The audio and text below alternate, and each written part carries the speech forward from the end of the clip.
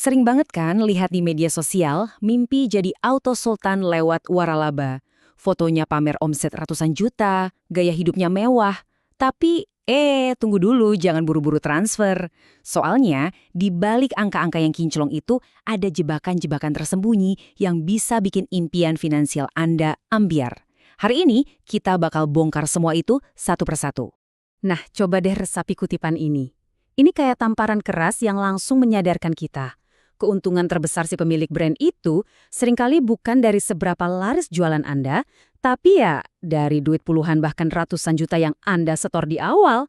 Mereka udah profit bahkan sebelum gerobak Anda keluar dari bengkel. Ini dia ilusinya. Ini yang mereka jual ke kita, angka omset yang fantastis, gambaran sukses yang instan, dan janji hidup enak tanpa perlu banting tulang.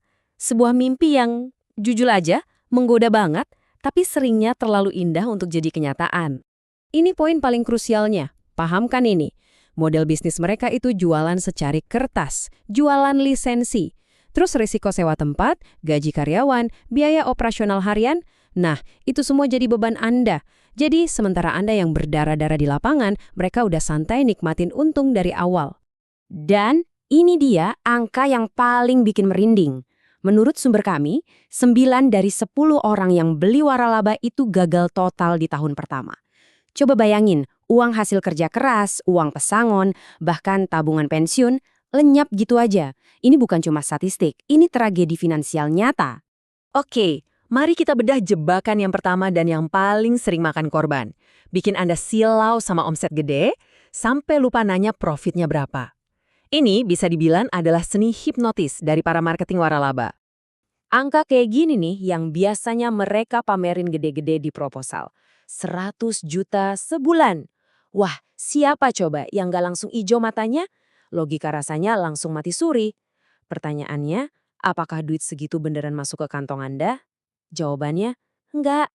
Coba perhatikan baik-baik hitungan super simple di sini. Ini aturan praktis yang gampang banget. Ambil angka omset paling kecil yang mereka janjikan, terus langsung potong 70% buat biaya operasional kasar. Yap, 70%. Itu buat nutupin semuanya, bahan baku, sewa, listrik, gaji. Sisanya yang 30% itu, nah itu baru keuntungan kotor Anda sebelum dipotong macam-macam lagi. Jadi, poin utamanya adalah ini. Stop terhipnotis sama angka omset kotor yang gede. Mulai sekarang, fokusnya harus ke profit bersih setelah semua biaya dipotong. Percuma kan omset ratusan juta kalau ujung-ujungnya cuma kerja bakti. Dan ini dia bagian paling kejam dari jebakan omset. Namanya biaya royalti. Mereka ambil sekian persen dari omset kotor Anda. Artinya apa? Artinya bahkan kalau bulan itu Anda rugi, Anda nombok buat operasional, Anda tetap wajib setor ke pusat. Mereka bisa tetap untung sementara Anda yang pusing 7 keliling. Lanjut ke jebakan kedua. Ini adalah sebuah panggung sandiwara besar yang mereka sebut sebagai gerai percontohan atau pilot outlet. Tujuannya ya buat bikin Anda percaya kalau sukses itu gampang banget diraih. Nanti Anda pasti bakal diajak ke satu gerai andalan mereka yang ramenya bukan main. Tapi jangan langsung percaya. Anggap aja gerai itu panggung sandiwara. Seringnya gerai itu disuntik dana marketing gede-gedean atau bahkan antriannya itu settingan. Yang nggak bakal mereka tunjukin adalah puluhan gerai lain yang sepi dan merugi, yang pemiliknya cuma bisa diam karena terikat kontrak. Terus gimana caranya kita lihat kebenaran di balik panggung? Gampang, jadilah intelijen jalanan. Ikuti aja langkah-langkah ini. Cari gerai mereka yang paling sepi, datangi di jam-jam mati, dan yang paling penting, ajak ngobrol karyawannya. Pengakuan jujur mereka soal gaji yang telat atau bahan baku yang sering kebuang, itu adalah data paling mahal yang gak akan pernah Anda temukan di proposal manapun. Oke, sekarang kita masuk ke jebakan ketiga yang oleh sumber kami disebut sebagai vampir pemasok. Kenapa? Karena ini cara mereka menyedot profit Anda secara diam-diam. Kutipan ini benar-benar nusuk. Ini menjelaskan cara mereka dapat untung yang sebenarnya. Dengan memaksa Anda beli semua bahan baku dari mereka dengan harga yang udah dimarkup tinggi. Anda yang nanggung semua risiko bisnis, tapi mereka yang nikmatin margin keuntungan dari jualan bahan baku ke Anda. Begini cara kerjanya. Anda itu diwajibkan beli semua bahan baku dari pusat dan harganya bisa 2-3 kali lipat lebih mahal dari harga di pasar grosir. Seperti yang digambarin di sini, margin profit Anda itu udah dihancurin bahkan sebelum Anda mulai jualan. Gimana mau untung kalau harga modalnya aja udah dimonopoli? Dan kita sampai di jebakan terakhir, jebakan pamungkas, dan mungkin yang paling berbahaya dari semuanya, ya kontrak itu sendiri. Ini realitas brutalnya. Di kontrak itu, Anda yang punya semua risiko, tapi mereka yang pegang semua kendali. Anda beli alat mahal-mahal, tapi mau jual lagi aja harus izin mereka. Mau tutup karena rugi, kena denda puluhan juta. Ini bukan kemitraan, ini perbudakan modern, di mana si budak harus bawa modal sendiri.